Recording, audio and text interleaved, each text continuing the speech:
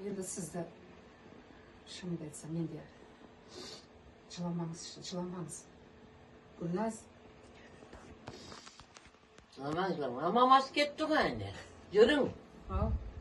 Мамаңыз кетті ғой деймін, 2 жыл болды. Білмей қалды 10 ел.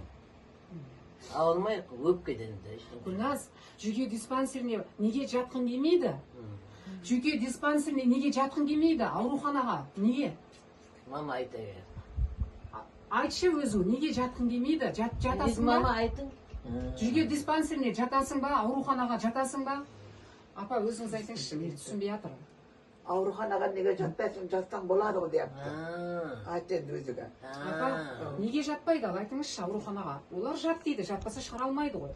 Қорқам жатпайын дейді. Қорқам дейді? Қорқам дейді. Ол жерде ешкім ұрып соқпайды. Қорқам дейді. Ал мен ойлап едім, қыз намыстанып жүр деп. Өйткені сөзінен, бет-әлпетінен байқадым да, қыздың қатты намыстанғанын. Иә. Сондықтан, құрметті жақсы адамдар, қайырымды адамдар, дәрігерлер, сіздерден үлкен үміт күтеміз. Біздің елімізде осындай денсаулығы жоқ болса да, мүгедекке шыға алмай жүрген қаншама адамдар бар. Ал мүгедек болмаса да, үкіметтің ақшасын тегін алып жүрген талай адамдарды естідім.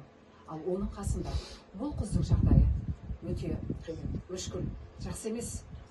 Егер апам кетіп қалса, бұл қызға кім қарайды? Күнімді айтып көреді деп уайымдаймын мен. Шын мәнінде менің уайымым дәл қазір сол. Менің қозғап отырған мәселем де осы. Сау болыңыздар.